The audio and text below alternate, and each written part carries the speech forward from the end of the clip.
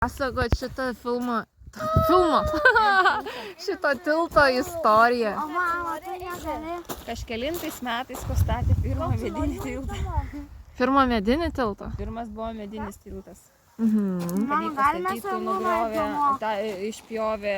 Galime eiti namo? Galit, didelę, praktiškai visą Šiluvos šilą. O jo? Jo. Ir tokiam aukštį jisai ir buvo? Jisai gal tik tą vietą, jaučiu, buvo ne ta, bet panašiai apie tą mūsų raudoną namą. Raudonas namas, kurį jaučiu pastatytas statant. Ten tas? Ne, ten tas raudonas, mūsų tas.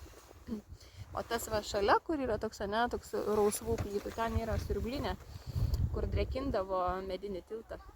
Nes vasarą šitie medis, žinai, traukiasi.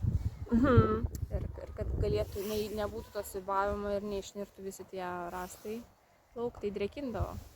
Traukdavo iš Dubysos vandenį ir varydavo į kalną tikriausiai, kažkaip nežinau, kaip jie drėkindavo jį. Tai leisdavo ko gero žemyn tada. Jo, bet kažkaip turėdavo pakelti į viršų. Va, o paskui vokiečiai pastatė pirmą tą gelžbetoninį vokiečiai. A, tai vokiečiai čia padarė biškį? Tai čia va toj va pusėj kažkur buvo tas paminklas Maršalo Fondel, kažkur kokia ten, Fondel kažkokio, paklausiu Gedo, pasakys tam. Paminklas, gal anoj pusė galvoju dabar, anoj pusė tiltą. Tai va, čia buvo tipo pats didžiausias rytų fronte pastatytas tiltas. Tai va.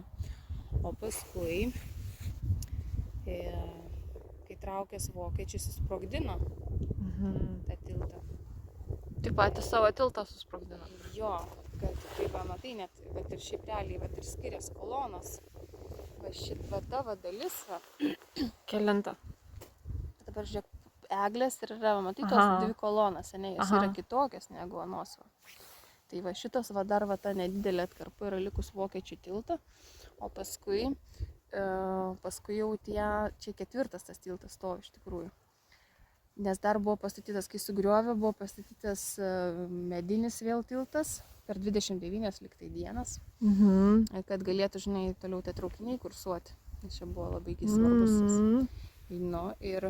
Ir paskui per, nežinau kiek tų metų, pastatė tai vėl gal iš betoninio atstatė tą tiltą. Tai va čia tas ketvirtas, paskutinis tiltas. Tai va čia ta dalis yra vokiška, o ten, kur jau yra tos tokios platėjančios tos kolonos, yra rusiškas. Tai ten kažkaip įdomiai, čia reiktų Gedo dar paklausti, papasakos tau, tai tose kolonose kažkaip įranga, kur tipo galima, žinai, reikalui esant sprogmenis ir kažką ten tokios viet, kad tipo sunaikinti, žinai, tas kolonas. A, tai čia specialiai yra tie tarpai tušti tada? Tarpai tai tikriausiai yra dėl tvirtumo padaryti, o tas pagrindas ten, ant pagrindo kažkas ten yra tokios padarytas, kažkokios rangos ar kažkas tokio ten, kad atsitraukimo atveju. Tai ar čia pats didžiausias tiltas Lietuvoje? Ilgiausias. A, ilgiausias? Didžiausias. Aha. O dabar bus statomas, dabar galvoju, per Nerio, per kuris Kaune, lygiai neklystu. Tada jau bus ilgesnis negu šitas. Tai kaip vadinasi konkrečiai šitas tiltas? Lyduvėnų? Lyduvėnų geležinkelio tiltas. Na va. Labai graži vieta ir galima pasivaikščioti ten už 10 eurų. Kas norit. Aišku, istorija dar apie tiltą praves. Nu, jo, taip. Arba galim čia tiesiog va pasidėti ant suoliuko. Labai gražu.